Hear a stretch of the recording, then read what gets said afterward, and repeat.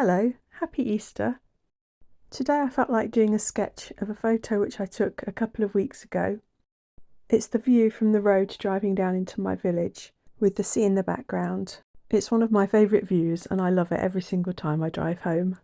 Daffodils line the sides of the road, and depending on the light and the weather, the sea always appears different.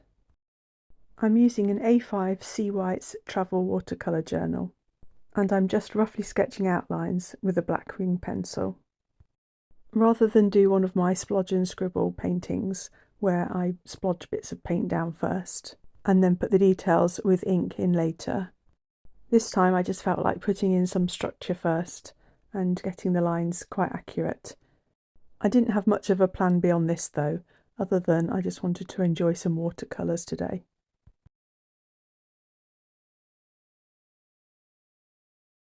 I don't often do wet in wet with watercolour, but I do here for the sky using a Princeton Neptune brush. I've sped up this slightly as I did for the pencil drawing, but I'll keep the actual watercolouring in real time and just edit out paintbrush washing and some smaller bits. I start off by using Holbein Verditer for the sky. Most of the rest of the watercolours I use for this painting are quite granulating ones. I love how the granulation pattern adds some of the natural variation you get in a landscape.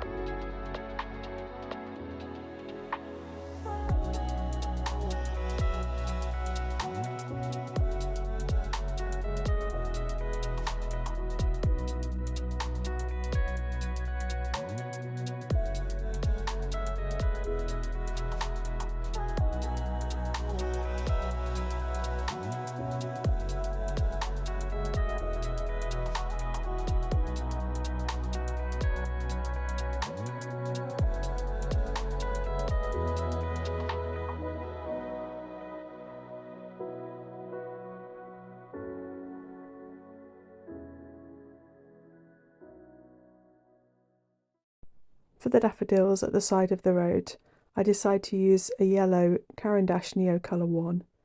This is water resistant, and I figured if I put it down first and wash the greenery over it, that would be the easiest way to do them.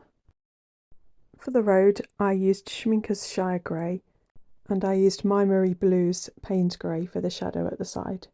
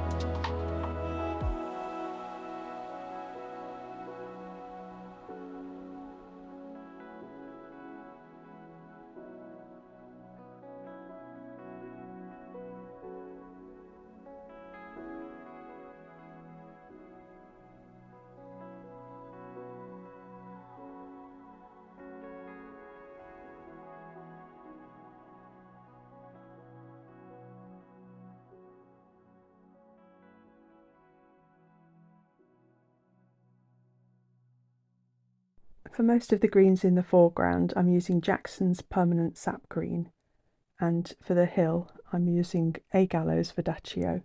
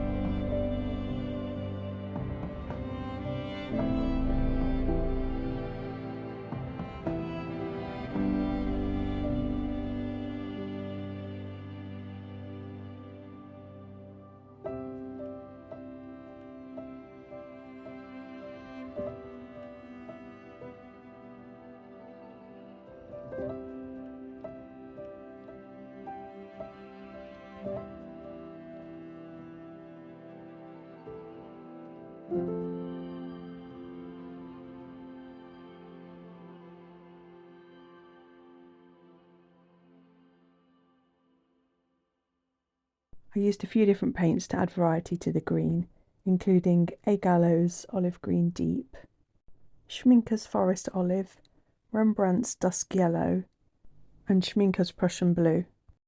And for the sea, I used Schmincke's Haze Blue.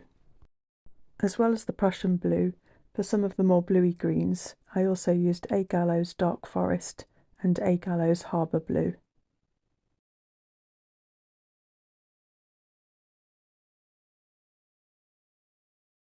At this stage of the sketch, I actually like it more than I thought I would, and I was tempted to leave it with just the watercolour like this, but I decided that once the paint had dried, I'd add a few pencil details. I didn't like the sketch enough to worry about messing it up, and I really do enjoy playing around with coloured pencil, so it was fun just carrying on with it.